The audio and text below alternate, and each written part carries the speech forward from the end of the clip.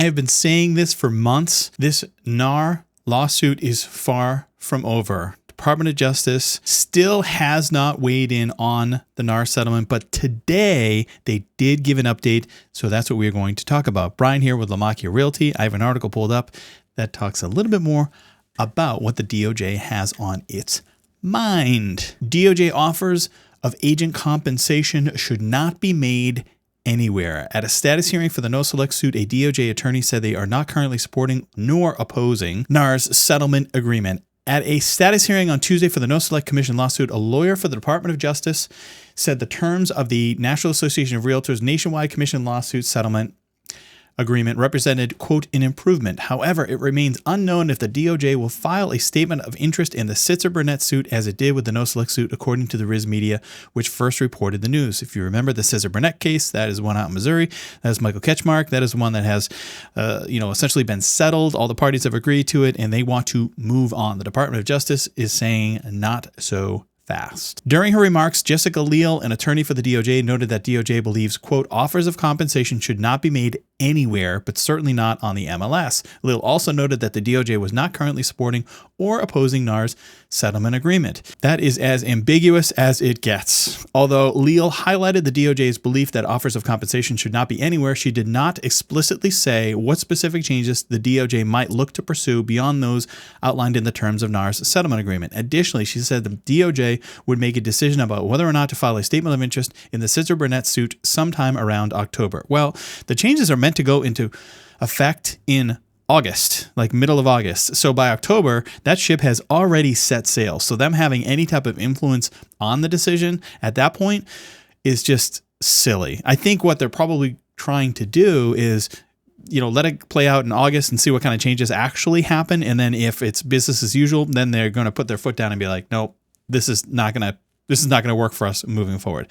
The schedule for that is still far out, so we're still analyzing, Leal said. Leal also discussed the third amended settlement agreement reached by the Nosalek plaintiffs and defendant MLS Property Information, MLS PIN.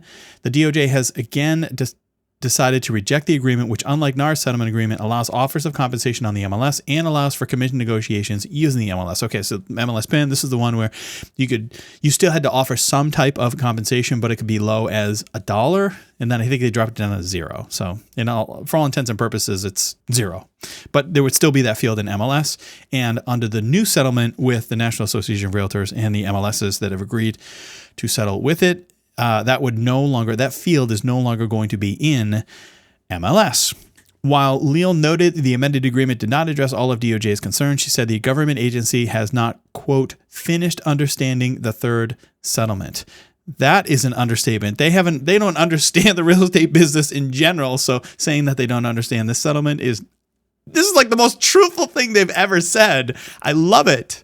The DOJ became involved in the Nosalek suit, which was filed in 2020 by home seller plaintiffs in the Boston area in October 2023, when it filed a statement saying it had, quote, significant concerns about the settlement reached between the plaintiffs and MLS PIN in June 2023. In February 2024, the DOJ filed a statement of interest in the suit, which called for a, quote, actually it doesn't say quote here, which called for a complete ban on cooperative compensation, leading many to believe that it will in fact look to intervene in the NAR's settlement agreement. So if you remember, the NAR settlement agreement has a carve out for essentially business as usual, with the exception that you can no longer advertise that cooperating compensation in MLS. But if you pick up the phone and you call the listing agent, you say, is your seller willing to offer a buyer broker commission? That agent can then share that information with you over the phone, through text. And I think it even allows it on some other websites as well, as long as it's like broker owned. But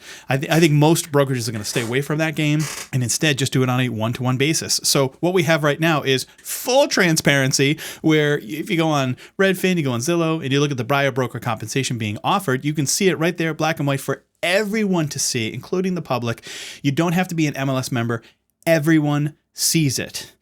Moving forward, under this new rule, it goes back into the shadows, so you have no idea. Now, it's your fiduciary duty to your buyer to inform them of what that offer of compensation is, but you're going to have to go out there and find it for yourself. So as a listing agent, you're going to get like overwhelmed by the number of phone calls and texts and emails that you get from buyer agents asking what that cooperating compensation is, if any.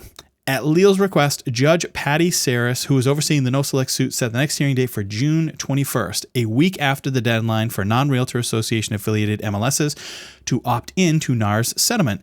Additionally, MLS PIN and the plaintiffs have until Friday to file their official responses to the DOJ, in which the parties said they will seek to address the big picture concerns the DOJ has expressed about their settlement agreement. Again, the big picture here is that the DOJ wants a complete decoupling of the commissions. Buyers pay their buyer agents, sellers pay their listing agents. That is the way the Department of Justice wants to operate. They think that is in the best interest of both sellers and buyers.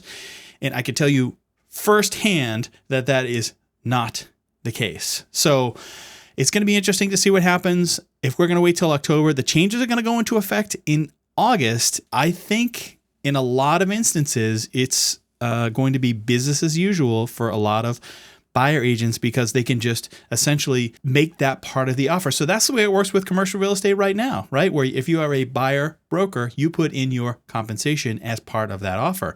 And it's up to the seller whether they want to pay it or not. And that's part of the negotiation back and forth. At the end of the day, and I've said this all along, sellers don't care.